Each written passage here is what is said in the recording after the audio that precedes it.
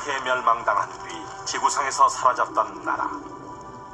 그 이후 1900년 동안 모진 고난과 핍박, 박해 속에 유랑 생활을 했던 이스라엘은 1948년 독립국가를 재건했다. 1900년 만에 이루어진 기적 같은 독립. 인류 역사상 유례를 찾아볼 수 없는 이스라엘의 이 같은 역사를 세상은 기적이라 했다.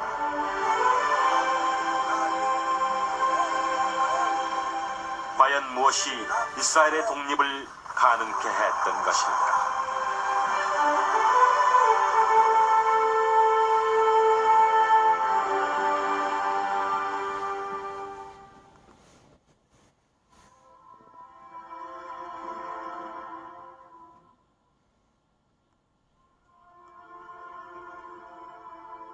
하나님의 말씀으로 기록된 성경. 그 성경의 기록을 살피다 보면 특이한 부분을 발견할 수 있다.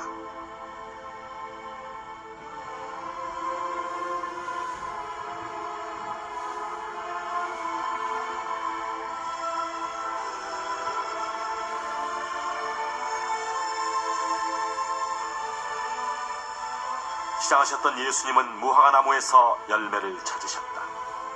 그러나 예수님이 열매를 구하신 때는 무화과가 맺힐 때가 아니었다.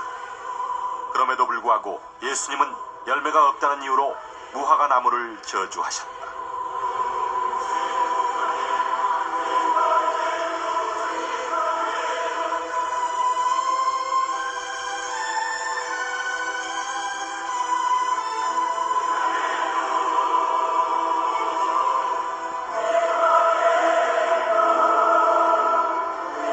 예수님의 저주로 인해 말라 죽은 무화과 나무.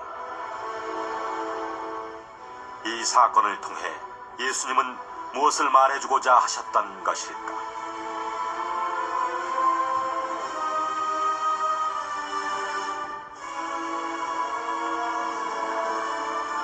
성경에서는 불순종하는 이스라엘을 악하여 먹을 수 없는 무화과 나무로 비유하고 있다.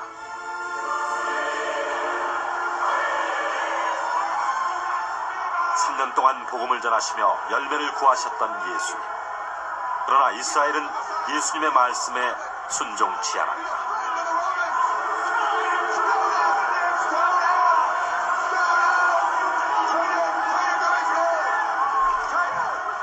오히려 교만한 목소리를 높여 예수님을 십자가에 못 박았다.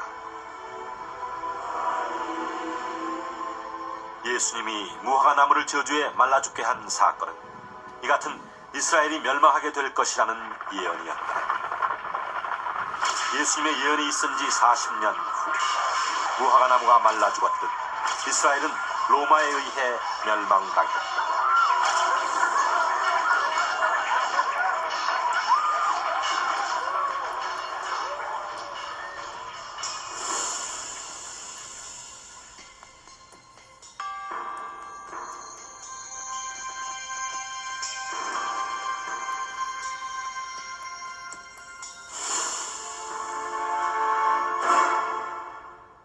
당시 이스라엘의 멸망을 똑똑히 지켜보았던 유대 역사가 요세푸스는 그날의 참상을 이렇게 전하고 있다.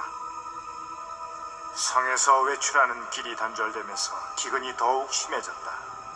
안전의 희망은 끊어졌고 집마다 가족마다 배고픔을 참지 못해 사람을 먹는 끔찍한 일이 발생했다.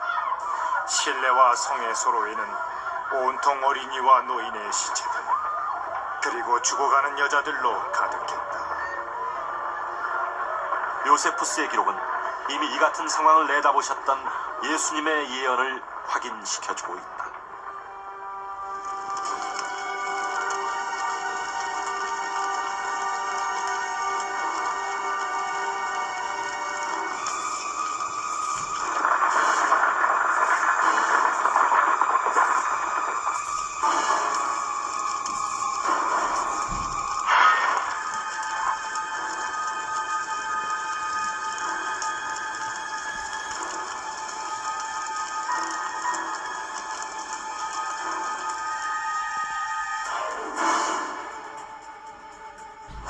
예수님의 예언에 따라 멸망된 이스라엘.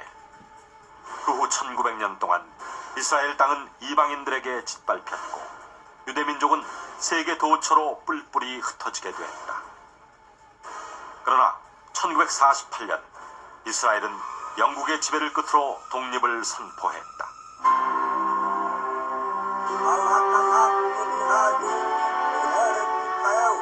전 세계에 뿔뿔이 흩어져 살던 민족이 1900년 만에 잃었던 나라를 다시 찾은 것이다. 종교인이건 비종교인이건 간에 이스라엘의 독립은 기적이다 얘기를 합니다. 세계 역사상에 한 나라가 망해서 없어졌다가 2000년 만에 조국을 광복한 예가 없습니다. 수많은 사람들은 이스라엘의 독립을 기적이라 했다. 그도 그럴 것이 잃었던 나라를 1900년 만에 다시 세운다는 것은 인류 역사상 유일무이한 이스라엘만의 역사였기 때문이다. 그러나 성경에는 이미 이스라엘의 독립이 예언돼 있었다.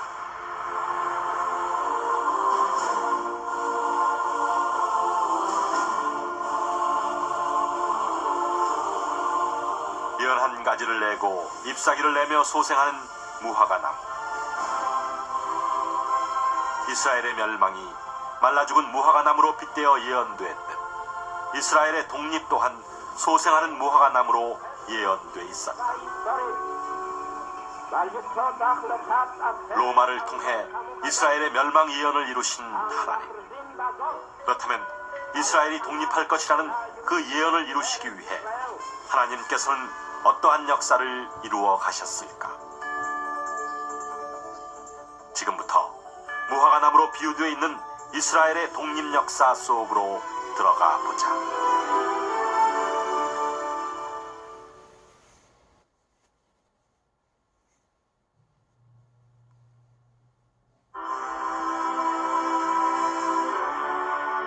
(1948년) 이스라엘이 독립할 당시 팔레스타인에 있던 유대인들의 수는 약 65만 명이었다. 이 65만이라는 수는 1882년부터 불과 50년 동안 이루어진 유대인들의 이민자 수다. 독립국가를 이루기 위한 유대인들의 이주는 19세기 말부터 시작됐다. 그 전까지 유대인들 사이에서는 독립을 향한 일련의 움직임도 없었다. 유대인들에게 유대국가의 독립은 꿈에서나 그릴 수 있는 이상일 뿐이었다. 그러나 19세기 말 태동한 조상의 땅에 유대국가를 재건하자는 시온주의 운동은 유대인들의 마음을 고향 땅으로 돌려놓는 계기가 됐다. 시온주의 운동은 유대국가를 재건하기 위해 옛 선조의 땅 팔레스타인으로 돌아가자는 대규모 이민운동으로 전개됐다.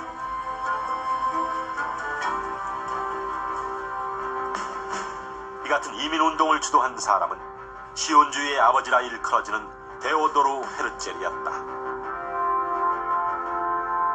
그런데 당시 신문기자로서 별다른 문제없이 살아가던 헤르첼은 왜 시온주의 이상을 부르짖는 시온주의 운동가가 된 것일까? 1894년 10월 헤르첼은 그의 인생에 큰 변혁을 가져온 일대 사건과 만나게 된다.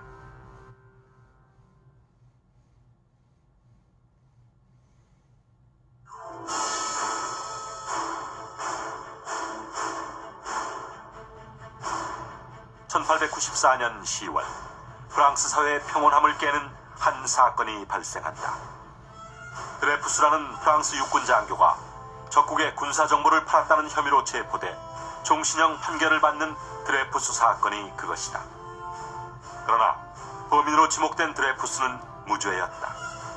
애초부터 이 사건은 드레푸스와는 전혀 무관한 것이었다. 프랑스 군부에 의해 치밀하게 조작된 사건. 조사 끝에 사건의 진범이 밝혀졌지만 드레푸스는 억울한 누명을 쓴 채 12년 동안 갇혀 있어야 했다. 나는 할머니, 할아버지, 증조, 고조 할아버지 때부터 프랑스에 살아서 프랑스가 내 조국이다. 프랑스 시민권을 가지고 있고 프랑스 장교요. 그렇게 해도 조국이고 뭐이고 소용없다. 유대인들은 무슨 놈의 조국이냐. 유대인이라는 것 때문에 요거도 먹는 거예요. 저 나쁜 유도 한 것도 아니야. 유대인이라는 것 때문에. 프랑스 시민권을 갖고 있고 프랑스 장교였지만 유대인이었다는 것. 그것이 드레푸스가 누명을 써야 했던 이유였다. 드레푸스 사건과 같이 유대인을 차별하고 억울한 누명을 씌우며 박해하는 정서는 당시 유럽 사회 전반에 걸쳐 만연돼 있었다. 그것이 바로 유대인들을 미워하고 증오하는 반유대주의라는 것이다.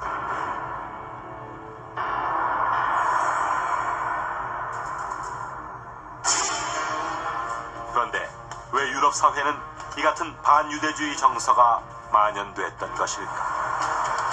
유대민족이 의지할 데가 없습니다. 조국도 없습니다. 정치적으로 자기들을 도와주고 밀어줄 사람이 없어요. 어디 가든 전대벗고 하루아침에 정책이 바뀌어서 반유대민족주의라면 그 나라에서 떠나서 다른 민족으로 유리방랑을 해야 할 입장입니다. 그러니까 거기에 때 믿는 것은 오직 돈이에요. 돈이 있어야 옮기기도 하고 돈이 있어야 매수를 한다고. 유대민족은 오직 그것만 믿어요. 그래서 돈만 알아요. 외부에서 볼 때 수전노 같아요. 나라 없이 떠돌았던 유대인들에게 돈은 절대적인 힘이었고 동시에 자신들을 보호해줄 유일한 수단이었다. 유대인들은 보석 세공, 시계 수리, 구두 수선 등 유럽 사람들이 싫어하고 꺼려하는 일들을 도맡으며 악착같이 돈을 모았다.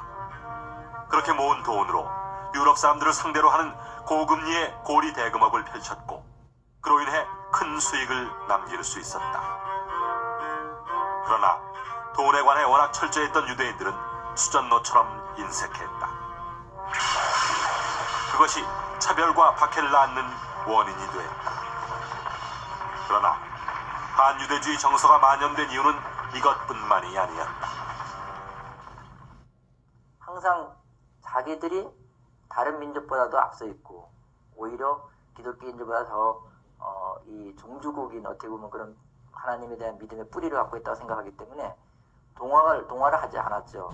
그러다 보니까 유대인들은 항상 그 기독교인들의 당시에 그 유럽 사회에 있어서 기독교인들의 하나의 그 타겟이 됐습니다. 항상 독특한 율법을 고수하며 살았던 유대인들만의 종교. 하나님은 오직 유대인만을 택하셨다는 유대인들만의 선민의식. 이것이 반유대주의 정서를 만연케 한 보다 근본적인 원인이었다. 구약의 안식일을 지키며 까다로운 음식법에 따라 살면서 항상 율법에 얽매여 있었던 유대인들만의 종교적 성격은 유럽 사람들에게 극심한 혐오감을 느끼게 했다. 유대인들은 전 종교적인 그 신념 때문에 뭐 음식도 돼지고기를 안 먹는다든가 비늘이 없는 물고기를 안 먹는다든가 뭐 이런 여러 종교적인 제약 때문에 함께 살 수가 없었어요. 결혼도 유대인은 유대인하고만 해야 되고 그러다 보니까 그 민족 안에 민족으로서 그 나라 안에 나라로서 항상 뭔가 좀 이렇게 이질감을 갖고 있는 차에 뭐 중요한 사건이 난다든가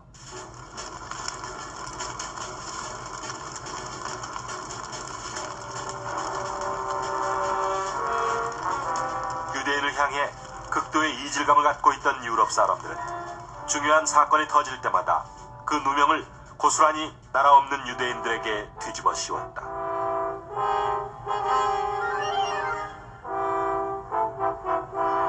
반유대주의의 박해는 시간이 흐를수록 더욱 극심하게 불거져 19세기 말에는 온 유럽으로 신속히 퍼져나갔다.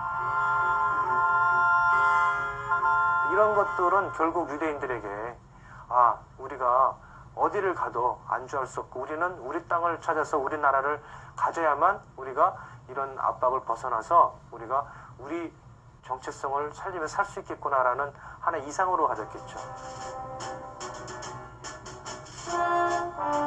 1894년 10월 드레푸스 사건을 접하면서 반유대주의의 거센 물결을 실감한 헤르제르. 유대국가라는 소책자를 저술, 오직 유대국가 건설만이 차별과 박해 속에서 해방되는 유일한 길이라고 역설했다. 이와 같은 헤르젤의 신념은 18세기 산업혁명 이후 급속도로 발전한 인쇄술과 통신, 교통수단의 발달과 함께 전 세계에 흩어져 있던 유대인들에게 신속하게 전파되었다.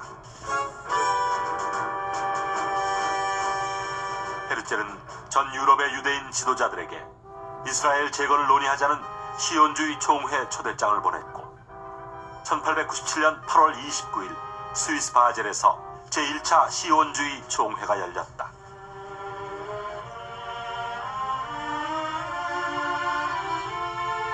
반유대주의로부터 벗어나기 위해서는 오직 유대국가를 건설하는 길밖에 없다는 헤르젤의 연설은 총회에 참석한 유대 지도자들의 마음을 크게 움직였다.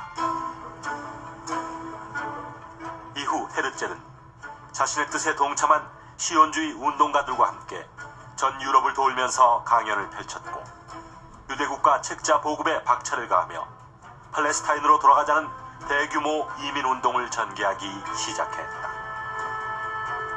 그 당시 유대인들이 팔레스타인 땅에 살고 있었지만 굉장히 그 소수로서 흔적만 남아있는 정도였는데 유대인들이 이스라엘 땅에 가서 살아야 되겠다라는 그런 필요성과 또 거기에 대한 구체적인 것을 자극하고 그것을 그 이주를 젊은 사람들에게 이주를 이렇게 그 이념적으로 불러일으키는 그런 운동도 하게 되고 또 구체적으로 거기에 필요한 자금도 지원해주는 이런 활동이 조직적으로 일어나게 되어서 비로소 이제 시온주의 운동이 하나의 국가 건설을 위한 하나의 과정으로서 시작되었다고 그 당시에 볼 수 있겠죠.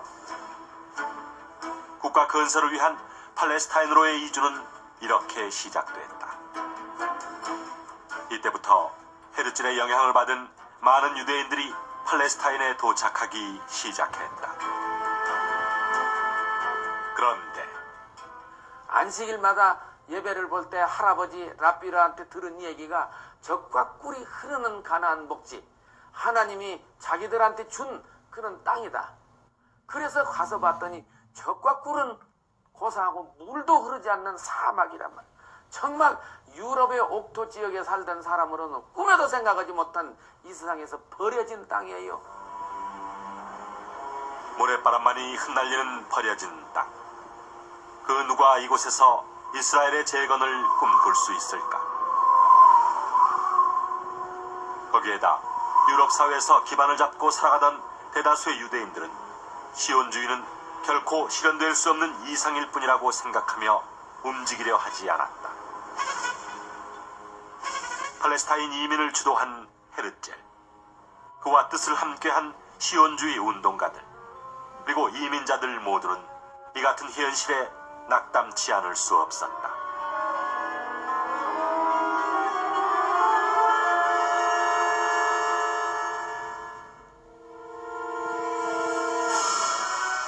(1903년) 당시 우간다를 식민 통치하고 있었던 영국 정부는 헤르젤에게 우간다에 이스라엘을 재건하라는 우간다 유대국가 건설안을 제안했다. 당장 만약에 그것이 받아들여진다면 구체적으로 이렇게 움직여서 그 뭐 10년, 20년 안에 어떤 결과를 볼 수 있는 아주 그 매력적인 하나의 그 프로젝트였겠죠. 헤르젤과 시온주의 운동가들이 이 같은 영국의 제안을 거부할 특별한 이유는 없었다. 유대인들이 꿈꾸던 팔레스타인 땅은 사람이 살 수 없을 만큼 척박한 불모지였고 유럽 사회에 만연된 반유대주의 정서는 사그라지지 않을 기세였다. 이러한 진퇴양난의 현실에 반해 영국이 제안한 우간다는 적당한 기후, 풍부한 자원과 함께 여러모로 유대인들이 살기에 충분한 조건을 갖추고 있었다. 현실적으로 볼 때 더할 나위 없이 매력적인 우간다 유대국가 건설안. 그러나 유대인들은 이 제안을 받아들이지 않았다. 세계 시온주의 운동 기구 본부에다가 영국 정부에서 협상을 요청했습니다. 당신의 나라를 건설해서 평안한 국가로 유지하려면은 우리가 통치하고 있는 유간다 또는 아르헨티나의 둘 중에 하나를 정해서 또는 두 나라를 정해서 그리민을 보내라. 상당히 토론을 많이 하다가 정체성을 찾은 겁니다. 당위성을 찾습니다. 왜 아르헨티나에 가서 유대민족 국가를 세우냐? 그랬을 때 아르헨티나에 있는 원주민들이 너희들이 왜 여기서 나라를 세우냐고 할 때 뭔 말을 하냐? 그러나 팔레스타인은 아무리 사막이고 뭐들 망정 수천 년 전에 하나님이 그들이 섬기는 신 하나님이 우리한테 준 땅이고 우리 조상이 살던 땅을 우리가 회복해서 산다. 여기에 당위성 있고 정체성이 있다. 예루살렘이었기 때문에 팔레스타인 땅이었기 때문에 전 세계에 있는 유대인들을 설득할 수 있었고 그들의 마음을 하나로 모을 수 있었다 그렇게 생각합니다. 반유대주의 박해에서 벗어나기 위해 유대국가를 재건하고자 했던 유대인들이었다. 그런데 왜 유대인들은 이 절호의 순간에 시온주의 이념과 명분을 내세웠던 것일까? 그렇다고 팔레스타인 땅에 당장이라도 들어설 수 있는 국제적 명분을 갖고 있는 것도 아니었다. 팔레스타인 토착민들에게 불모지 땅 일부를 구입해 이주했지만 여전히 팔레스타인은 아랍 토착민의 땅이었고 아랍 국가의 소유였다. 이 같은 암담한 현실을 알면서도 왜 유대인들은 명분만을 내세우며 끝내 우간다 유대국가 건설안을 포기했던 것일까?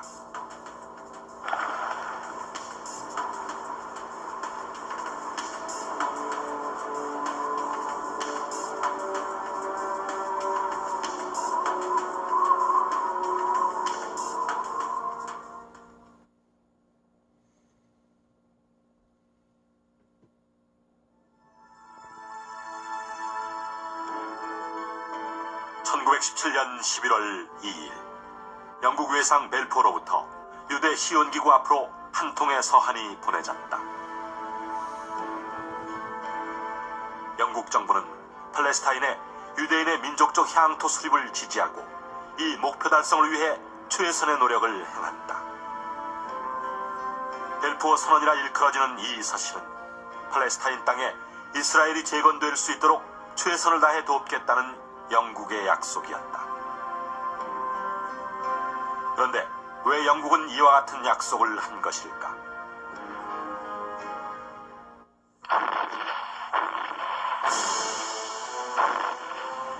(1914년 7월) 유럽 강대국들의 이해가 충돌한 끝에 발발한 제1차 세계대전.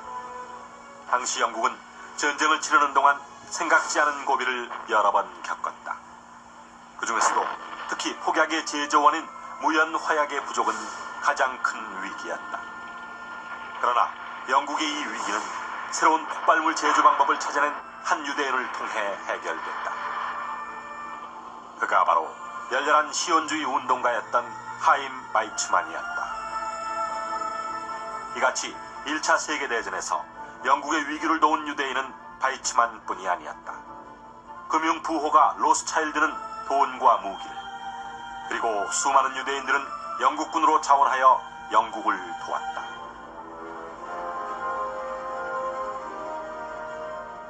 유대인들이 영국을 도운 것이 굉장히 큰 역할을 하고 있습니다.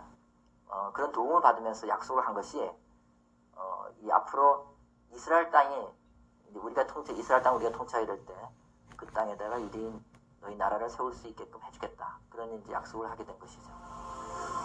팔레스타인에 들어서야 했지만 어떠한 명분도 갖고 있지 못했던 유대인들. 이런 상황에서 1차 세계대전을 통해 그 땅을 위임 통치하게 된 영국이 벨포어 선언을 했다는 것은 유대인들에게 실로 귀중한 명분을 가져다 주는 것이었다. 벨포가 그 땅에다가 이스라엘 국가를 세울 수 있는 그런 고난을 유대인들에게 주겠다고 하니까 유대인들이 희망을 갖게 되는 겁니다. 그래서 이제 팔레스타인 땅을 갖다가 찾아서 유대인들이 들어가게 된 것이 그때부터 더 대량 이민 집단들이 구성돼서 들어오는 것을 볼 수 있습니다. 큰 전환점이 됐다고 볼 수가 있죠. 막연하기만 했던 이스라엘 재건의 희망은 조금씩 현실로 나타나고 있었다. 벨포어 선언을 통해 고향 땅으로 돌아갈 수 있다는 소식이 전파되면서 유럽에 살고 있었던 수많은 유대인들이 속속 팔레스타인으로 들어섰다.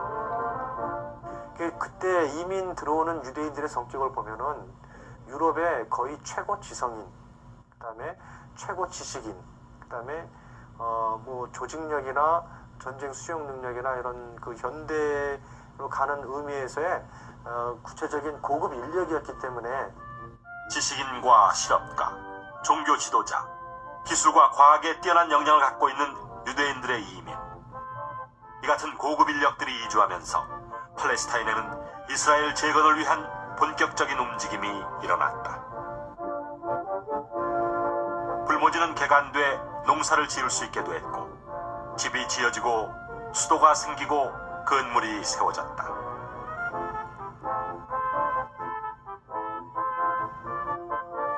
유대 자치기구와 유대인 마을의 형성. 비록 국가를 세울 만한 충분한 유대인들이 들어선 것은 아니었지만 꿈 같기만 했던 이스라엘 재건의 희망은 분명 눈앞의 현실로 다가서고 있었다.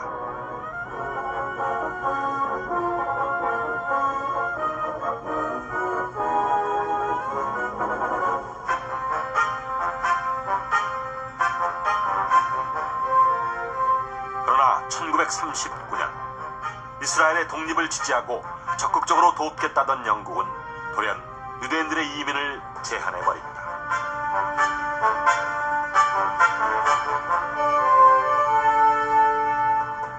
그곳에 있는 팔레스타인 아랍계 사람들이 자기들의 존재에 대해서 생각하게 되고 위협을 느끼게 됩니다. 우리가 이러다가는 우리 땅을 유대인들에게 뺏기겠다. 팔레스타인으로 들어서는 유대인들의 이주가 늘어가는 만큼 아랍인들이 느끼는 위협은 커져갔다.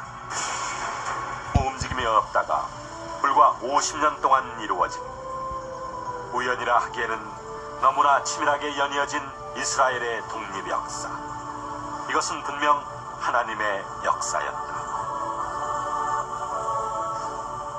세계 역사상에 한 나라가 망해서 없어졌다가 2000년 만에 조국을 광복한 예가 없습니다. 우리나라로 본다면은 2000년 전에 삼국시대에 해당됩니다. 지금 만주의 대륙에 가보면은 우리 선조들이 다스리던 땅 유적, 흔적 많습니다. 왕궁터도 있고 뭐 광개토대왕 비뿐만 아니라 다른 비석도 많이 있습니다. 우리가 지금 거기 가서 태극기를 꽂고 나라를 건설하는 일이나 똑같습니다. 불가능한 얘기입니다. 종교인이건 비종교인이건 간에 이스라엘의 독립은 기적이다 얘기를 합니다. 19세기 말에 유대인에 대한 핍박과 학살, 제1차 세계대전, 제2차 세계대전, 역사상 일어날 수 있는 확률이 극히 낮은 것임에도 불구하고 이것이 연속적으로 일어난 그런 사례가 세계 역사상 없다는 것입니다. 무화과 나무의 비유를 배우라. 그 가지가 연하여지고 잎사귀를 내면 여름이 가까운 줄 아나니 너희도 이 모든 일을 보거든 인자가 곧 문 앞에 이른 줄 알라.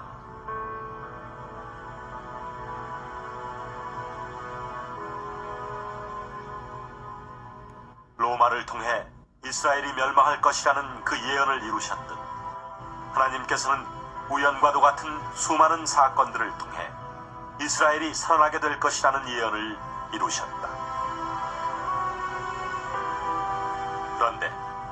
그런데 왜 하나님께서는 이스라엘을 멸망케 하셨다가 다시 독립케 한 것일까?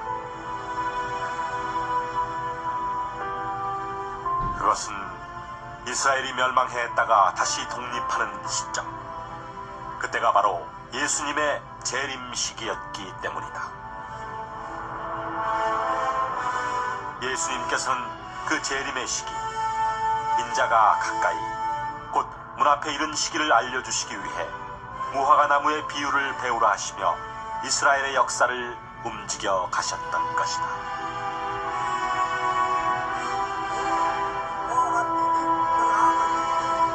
(1947년) 벤그리온 수상의 독립선포는 단순한 이스라엘의 독립선포가 아니었다. 그것은 마지막 재림 그리스도의 임하심을 전 세계에 알리는 하나님의 나팔소리였다. 예수님이 베들레헴에서 탄생하리라는 예언을 이루기 위해 호정령을 반포해 온 나라를 움직이셨던 것처럼 1948년 예수님의 재림 시기를 알려주시기 위해 하나님께서는 이스라엘의 독립을 통해 전 세계의 역사를 움직이셨던 것이다.